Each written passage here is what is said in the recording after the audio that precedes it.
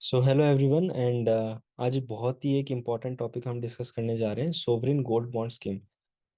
Economy का एक बहुत ही इम्पॉर्टेंट टॉपिक है ये, और प्रीलिम्स के लिए खासकर ज़्यादा इम्पॉर्टेंट है। मेंस में भी हम इसका यूज़ कर सकते हैं, एज एन एग्जांपल हम इसको यूज़ कर सकते हैं, लेकिन प्रीलिम्स में ऑलरेडी क्वेश्चन भी आ चुका है 2016 में। सो लेट अस सी कि ये आखिर है क्या, ये स्कीम क्या है। Sovereign gold bond scheme. Sovereign, सबसे पहले हम इस सोवरिन का मीनिंग समझेंगे कि ये सोवरिन क्यों लिखा है गोल्ड बॉन्ड स्कीम से पहले। इट मीन्स ये एक गवर्नमेंट बैक्ड स्कीम है, यानी सरकार की जिम्मेदारी है।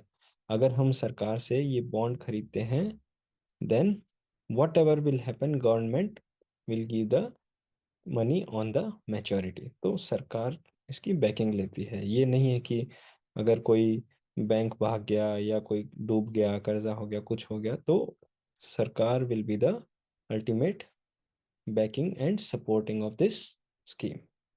फिर गोल्ड बॉन्ड स्कीम। आखिर गोल्ड बॉन्ड स्कीम, ये जो वर्ड है, अब इसका मीनिंग समझ लेते हैं हम। इंडिया में क्या होता है कि गोल्ड से रिलेटेड बहुत सारी चीजें हैं जो सोसाइटी को अफेक्ट करती है। जैसे कि इंडिया में जिसके पास ज्यादा गोल्ड है उसकी सोसाइटल प्रेस्टीज बहुत ज्यादा मानी जाती है। तो लोग क्या करते हैं, कोशिश करते हैं कि फिजिकल गोल्ड उनके पास ज्यादा प्रेजेंट रहे। और एक सेफ जोन के लिए भी उसको माना जाता है कि कल को कुछ प्रॉब्लम हो गई तो सोना बेच के या सोना गिरवी रख के हम कुछ भी पैसा उठा सकते हैं, या इन केस ऑफ इमरजेंसी हम उस सोने को यूज कर सकते हैं। बट सोना जब फिजिकल फॉर्मेट में घर पे रहता है तो उसको हम यूटिलाइज नहीं कर पाते हैं। ऐसा क्यों होता है? क्योंकि इकोनॉमी में उसका सर्कुलेशन नहीं होता है, वो सिर्फ घर पे पड़ा रहता है और एज ए फिजिकल एसेट वो बस रखा रह जाता है। बट इकोनॉमी के अंदर जो उसकी वैल्यू है, उसका प्रॉपर प्योर यूटिलाइजेशन कभी नहीं हो पाता है। सो इसी समस्या को दूर करने के लिए बेसिकली जो घर में जो गोल्ड रखा है और सिर्फ उसका घर पे रखे रखे उसका कोई सर्कुलेशन हो नहीं रहा है, जितनी भी वैल्यू है वो सिर्फ गोल्ड की अनयूटिलाइज्ड है, उसी गोल्ड को और फिजिकल गोल्ड की डिमांड को कम करने के लिए ये बॉन्ड्स इशू किए रिजर्व बैंक ऑफ इंडिया ने on behalf of government of India. So this is a very important statement कि कौन इशू करता है, RBI on behalf of government of India. और आज तक कितनी वैल्यू के बॉन्ड सॉल्व हो चुके हैं, सोल्ड हो चुके हैं? 1996,000 के जी वैल्यू जो है, उतना गोल्ड बॉन्ड सॉल्व हो चुका है। सो ये एक बेसिक इंट्रोडक्शन है कि आखिर इसका यूज़ क्या है और ये किस तरह से इसका गोल्ड बॉन्ड का हम परचेज कर सकते हैं। सो बेसिकली प्रीलिम्स के पर्सपेक्टिव से क्या क्या चीज़ें इंपॉर्टेंट है वो अब हम देखेंगे कि इस एक्ट के अंडर ये स्कीम है गवर्नमेंट सिक्योरिटीज एक्ट 2006। एक सिंपल स्टेटमेंट बन सकता है यहाँ पे, ये एक्ट की जगह कोई दूसरा एक्ट रख देंगे, finance act of this this this, तो वो स्टेटमेंट रॉन्ग हो जाएगा। We have to remember this that government security act of 2006 is responsible for this scheme. And कहाँ से हम परचेज कर सकते हैं, क्या क्या डेजिग्नेटेड ऑफिस है, scheduled commercial bank, stock holding, designated post office. अब शेड्यूल्ड कमर्शियल बैंक क्या है वो भी हम डिस्कस करेंगे इकोनॉमी के लेक्चर्स में। लेकिन यहाँ एक चीज आपको इंपॉर्टेंट ध्यान रखनी है कि आरआरबीज इश्यू नहीं कर सकते, रूरल रीजनल रूरल बैंक्स ये बॉन्ड इश्यू नहीं कर सकते हैं। और दूसरा एक और स्टेटमेंट आ सकता है एग्जाम में कि only the scheduled commercial banks can issue the gold bond, but this is wrong. Only, only क्या ओनली शेड्यूल्ड कमर्शियल बैंक है? नहीं, ये अदर इंस्टीट्यूशंस भी इशू कर सकती हैं। तो ये बहुत ऑनलाइन एंड ऑफलाइन फॉर्मेट में इसको हम परचेज कर सकते हैं। सो ये बहुत ही इंपॉर्टेंट स्टेटमेंट्स जो फॉर्म हो सकते हैं वही मैंने पॉइंट वाइज बना के इसमें रखे हैं, ताकि कभी भी आपको रिवीजन भी करना हो तो सिर्फ आपको सीधा पॉइंट्स ही रिमेंबर रहें और फालतू की चीजें हैं वो इसमें एक्सक्लूड कर दी गई हैं। एलिजिबिलिटी क्या है? अब ये एक जो पहला स्टेटमेंट है ये अपने आप में ही एक क्वेश्चन है। पर्सन रेजिडेंट इन इंडिया, अब रेजिडेंट की जगह एग्जाम में सिटीजन लिखा हुआ आ जाएगा तो ये स्टेटमेंट क्या हो जाएगा, फॉल्स हो जाएगा, बिकॉज रेजिडेंट और सिटीजन में बहुत ज्यादा फर्क होता है। और उसका एग्जांपल हम ये इसमें अभी देखेंगे लास्ट वाले एग्जांपल में। तो जो फेमा के अंडर रेजिडेंट डिफाइंड है वो eligible, FEMA basically foreign exchange management act. Okay. So इस एक्ट में जितने भी रेजिडेंट्स हैं, डिफाइंड हैं जो रेजिडेंट्स, वही परचेज कर सकते हैं।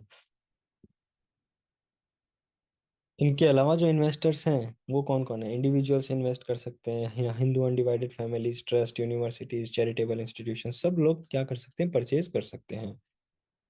Individual investors with subsequent change in residential status from, अब कहने का मतलब क्या है कि जो पहले रेजिडेंट था उसने बॉन्ड ले लिया था एज ए रेजिडेंट, और अब वो नॉन रेजिडेंट है, तो भी क्या है, वो कंटिन्यू कर सकता है, उस बॉन्ड को रख सकता है।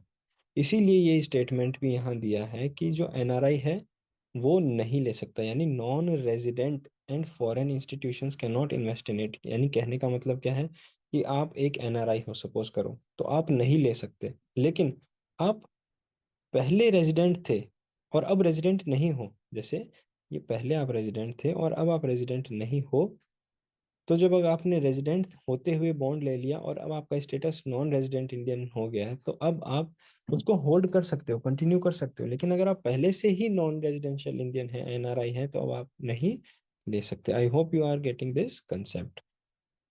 नाउ मूविंग ऑन, कि नेक्स्ट चीज क्या है, इसके फीचर्स क्या क्या हैं। The best part of this PDF is that आपको ज़्यादा स्टेटमेंट्स नहीं मिलेंगे, सिर्फ पॉइंट्स मिलेंगे जो कि आप सीधा रिवाइज करके इजीली इस एक टॉपिक को फटाफट 1 मिनट के अंदर खत्म कर सकते हैं। ये एक एक एमसीक्यू के ही लाइंस हैं। जैसे गेन्स कितना है, 2.5% per annum paid semi annually. अब जो स्टेटमेंट बनेगा अगर एग्जाम में आता है, तो यहाँ क्या करेंगे, सेमी हटा के एनुअली कर देंगे, है ना, कि पेड एनुअली यानी साल भर में। लेकिन क्या होता है कि पेड सेमी एनुअली, जो इंटरेस्ट होता है वो सेमी एनुअली हमें मिल जाता है, यानी साल में 2 बार मिलता है, एनुअली नहीं मिलता है। यहाँ 2.5% की जगह 5% कर देंगे एग्जाम में चेंज करके। तो ये आप रिमेम्बर रखें, याद रखें कि 2.5% मिलेगा और सेमी एनुअली साल में 2 बार अपने को मिल जाएगा। मैच्योरिटी, 8 साल पे ये बॉन्ड मैच्योर होगा, लेकिन आप फिफ्थ सिक्स सेवन्थ ईयर में भी आप एग्जिट ले सकते हैं। कैपिटल गेन्स टैक्स क्या होता है वो भी हम बात करेंगे, कि कैपिटल, आप कोई भी अगर आपके पास एक कैपिटल, हम कह सकते हैं कि कोई भी प्रॉपर्टी है या कोई जैसे गोल्ड की आपके पास काफ़ी वैल्यूएबल चीज़ है, उसकी वैल्यू हमेशा क्या है, बढ़ती रहती है। जैसे कि कोई प्लॉट है, बंगलो है, तो जब हम उसको बेचते हैं at that suppose after 20-30 years, तो उसकी काफ़ी ज़्यादा वैल्यू हो जाती है।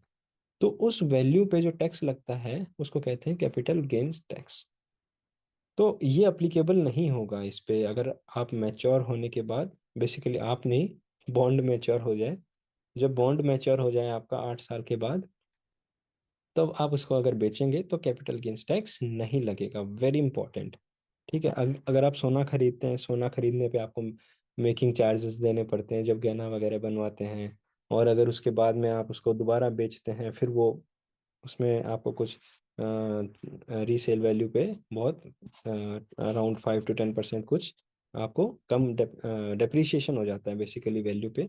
तो वो सब चीज़ें इसमें नहीं होगी। दूसरी चीज़ ये है कि सोना घर पे रखते हैं या फिर लॉकर में रखते, कहीं भी रखते हैं, तो एक रिस्क एसोसिएटेड रहता है कि हमारा सोना कहीं चोरी नहीं हो जाए, कहीं कुछ गलत। तो ये बॉन्ड्स आपको एक एज ए सेफ्टी भी प्रोवाइड कर सकते हैं। फिर एप्लीकेबिलिटी, ऑफलाइन ऑनलाइन दोनों आप परचेज कर सकते हैं। रिटेल इन्वेस्टर जो है, जैसे कि जैसे हम लोग हैं या कोई भी पर्सन है, तो वो 4 kg पर फाइनेंशियल ईयर कर सकता है। और जो ट्रस्ट हैं, जो बड़ी इंस्टीट्यूट हैं, सिमिलर एंटिटीज हैं, जो वो 20 किलो पर फाइनेंशियल ईयर इन्वेस्ट कर सकता है। यानी 4 kg सोने की जो वैल्यू है वहां तक वो इन्वेस्ट कर सकते हैं, और ये लोग 20 kg तक इन्वेस्ट कर सकते हैं। Now what is the other thing, like prelims में जो क्वेश्चन आया था वो मैं आपके साथ शेयर कर रहा हूँ।